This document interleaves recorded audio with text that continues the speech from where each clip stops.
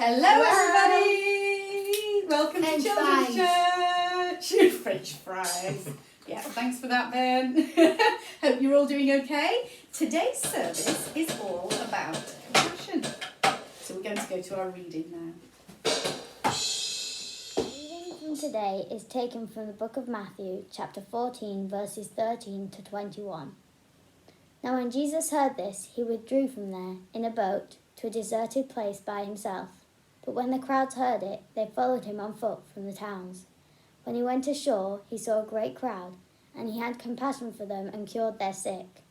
When it was evening, the disciples came to him and said, "This is a deserted place, and the hour is now late. Send the crowds away so that they may not go into the villages and buy food for themselves." Jesus said to them, "They need not go away. You give them something to eat." They replied, "We have nothing here but 5 loaves and 2 fish." And he said, "Bring them here to me." Then he ordered the crowds to sit down on the grass. Taking the 5 loaves and the 2 fish, he looked up to heaven and blessed and broke the loaves and gave them to the disciples, and the disciples gave them to the crowds. And all ate and were filled, and they took up what was left over of the broken pieces, 12 baskets full. And those who ate were about 5,000 men, besides women and children. This is the word of the Lord. Thanks be to God. I wonder what compassion means to you. I wonder when you have experienced someone showing you compassion. And I wonder if you can think of ways of showing compassion to others. I wonder if you can think of more examples of when Jesus showed compassion.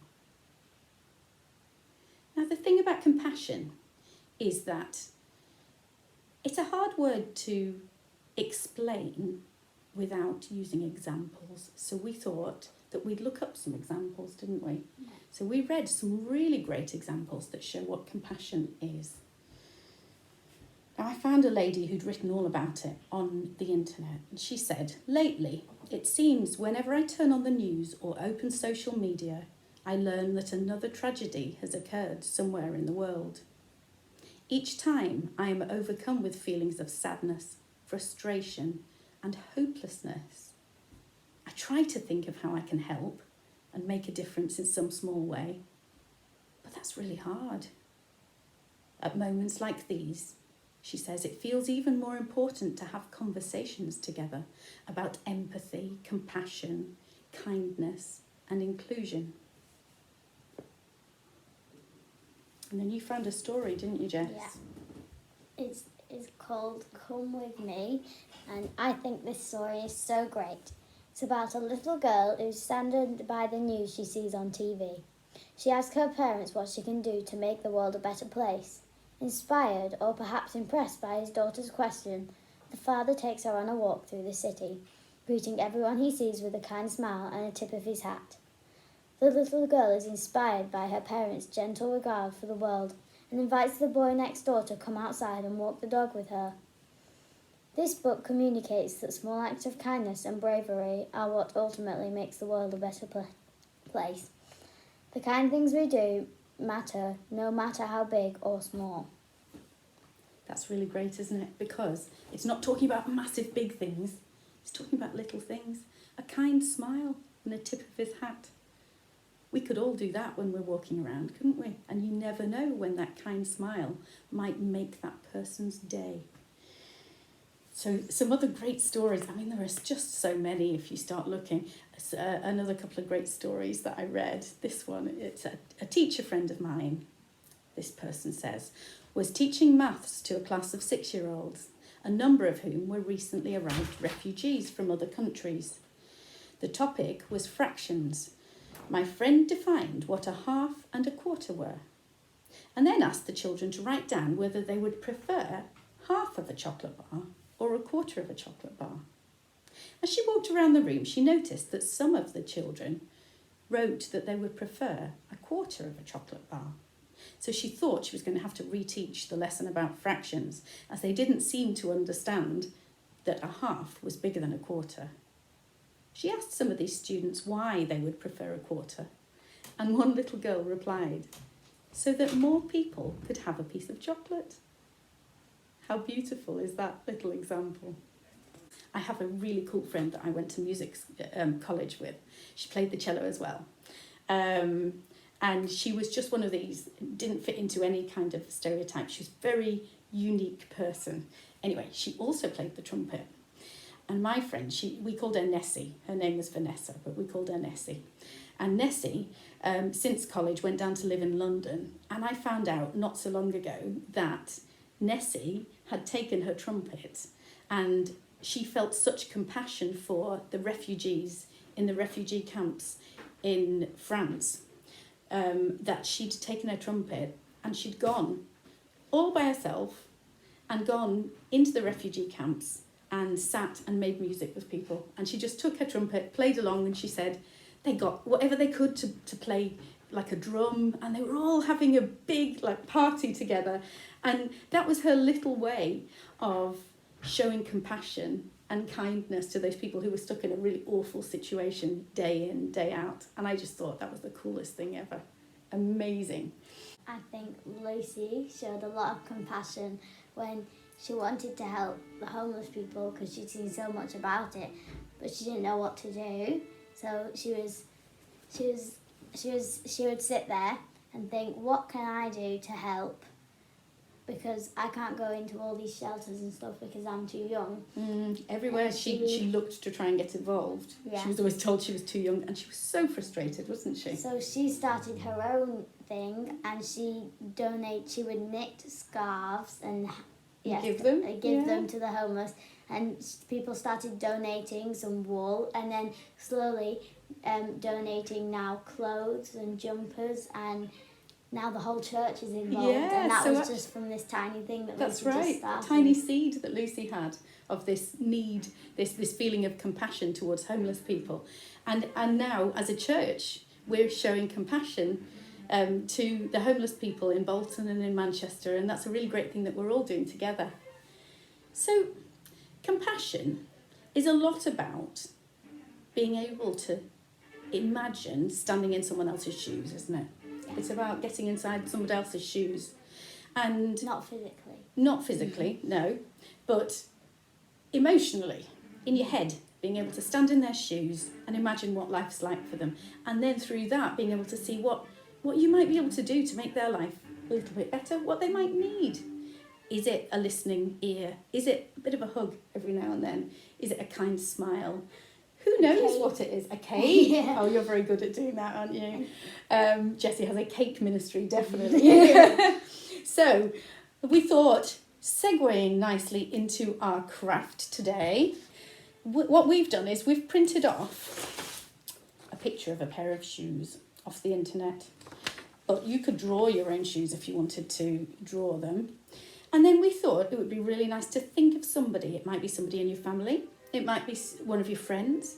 Somebody that you know that might really appreciate a bit of compassion. And you're going to get inside their shoes in your head. And you're going to maybe decorate this to really think about that person. So you might want to write their name on. You might want to write things you can think of that they might be struggling with right now. It could be to do with lockdown. It could be to do with illness. It could be to do with loneliness. It could be to do with all sorts of different things. Who knows? Everybody's different. Everybody's journey is different. But if you just spend time thinking about that person and then maybe writing down ideas that you can think of that you might be able to use to show compassion to that person. And then pray to God with your picture and pray for that person and ask God to give you a chance to show compassion and also for him to show compassion through these different things in that person's life. And I think, if you imagine these small things, it doesn't have to be big things, but these small things, if we all showed compassion to each other, imagine that circle that would carry on and how lovely this world would be if we all just showed that little bit of kindness and empathy and imagining what they're going through and wanting to do something nice for them then if we all have that knock-on effect of doing that to each other, our little thing turns into a really big thing, a really big positive thing. And I was thinking about you, Jessie, and about how you're obviously going through a massive transition, and you're not the only one right now, leaving primary school. Tell us a bit about what that's like for you all at the moment. Nerve-wracking. It's very big. It is very big, isn't it? And because of lockdown, it's been exceptionally different for you and your comrades in your year group, hasn't it? Yeah, because we haven't had that that help with all our transition stuff and showing and teaching us all about it. And yeah, and preparing you maybe like they would have liked to. I know your teacher was really upset that she didn't get the chance to do that with you. And also the saying goodbye. You didn't quite get to say the goodbye to your primary school in the way that maybe you would have imagined and we would have all hoped you would. And there are lots of people in your situation. So we were really thinking about that, weren't we, Jess? And about how important it will be for all of you to show that little bit of compassion towards each other as you make that transition. And if you all do that, how you can support each other and carry a confidence with you as you go will be really, really amazing. And for the rest of us, we can all try and show that compassion and sensitivity, particularly to people like the Year Sixes and other people who haven't had the normal pattern of transition. We've all got to be courageous. Courageous, absolutely. Courageous and compassionate. Thanks, Jess. Hello. Welcome to prayer time. So I'm just going to finish our prayer time with reading from the compassion sheet that will be on the church website and coming out with your emails. They've put a 16th century prayer, and it's a lovely prayer. It says, God be in my head and in my understanding. God be in my eyes and in my speaking. God be in my heart and in my thinking. God be at my end and at my departing. Amen. So now it's time for song time, and today we're going to sing a song that I think some of you might have sung in school, and I certainly sang it a lot when I was at school, and it's called Would You Walk By on the Other Side? Cross over the road, my friend. So let's join in and sing that together.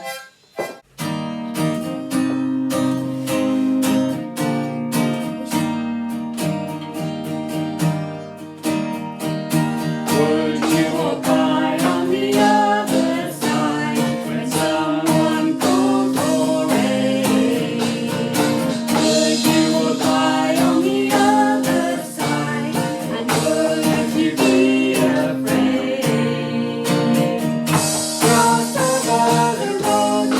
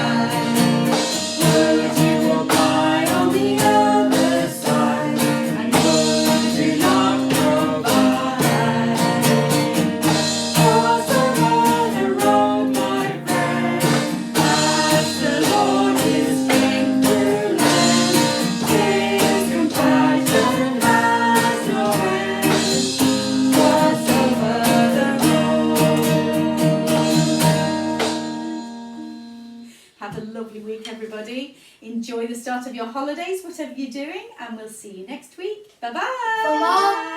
For more